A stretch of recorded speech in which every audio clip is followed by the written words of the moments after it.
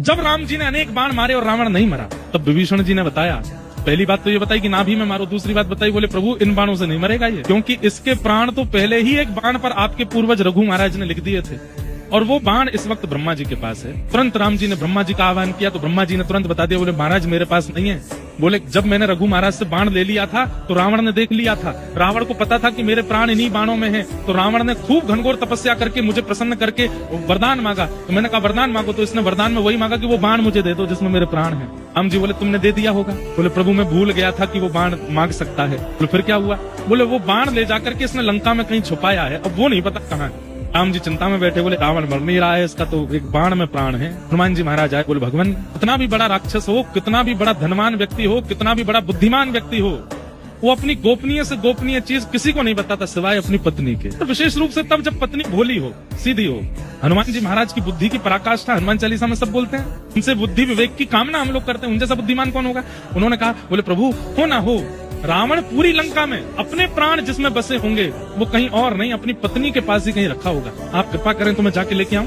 बोले जाओ। तो हनुमान जी ने एक बटुक ब्राह्मण का रूप बनाया, पहुंच गए मंदोदरी के पास। अब मंदोदरी तो रो रही थी, रो करके बस प्रार्थना कर रही थी, हे महादेव मेरे पति की रक्षा करो, मैंने सुना है इतने बाण राम जी ने चला दिए, अभी तक तो सब ठीक है, कृपा करके मेरे पति की रक्षा करो। इतने में ही हनुमान जी आ गए ब्राह्मण का रूप धारण करके। मंदोदरी के पास जैसे ही पहुंचे तो ब्राह्मण देख करके और चरण पकड़े, हे विप्र देवता आप मेरे पतिदेव को आशीष दीजिए ना, उनका बाल बांका ना हो, ये राम जी तो भगवान है, ये उसको उनको मार ही देंगे, मेरा सुहाग चला जाएगा, कृपा कीजिए ना। देवी तुम क्यों रोती हो? अरे तुम भूल गई क्या? हनुमान जी ऐसे बात कर रहे हैं जैसे इनको सब पता है।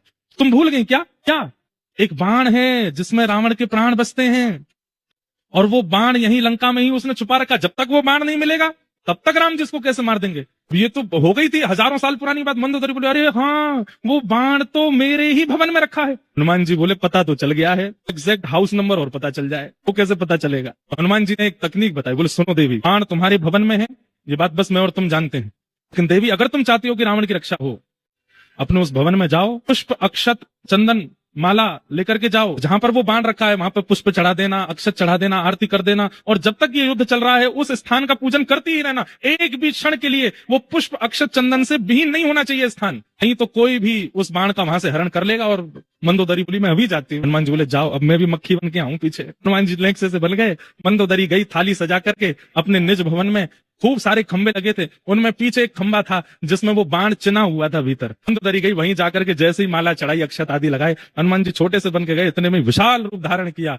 और एक मुष्टिक प्रहार करके खंभ भेदन करके भीतर से बाण निकाला, लेकर के सीधे राम जी के पास गए, जाके चरणों में अर्पित कर दिया, लीजिए प्रभु मार दीजिए। तब राम जी ने अंतिम बाण धारण करके जैसे ही रावण में मारा, वध हो गया।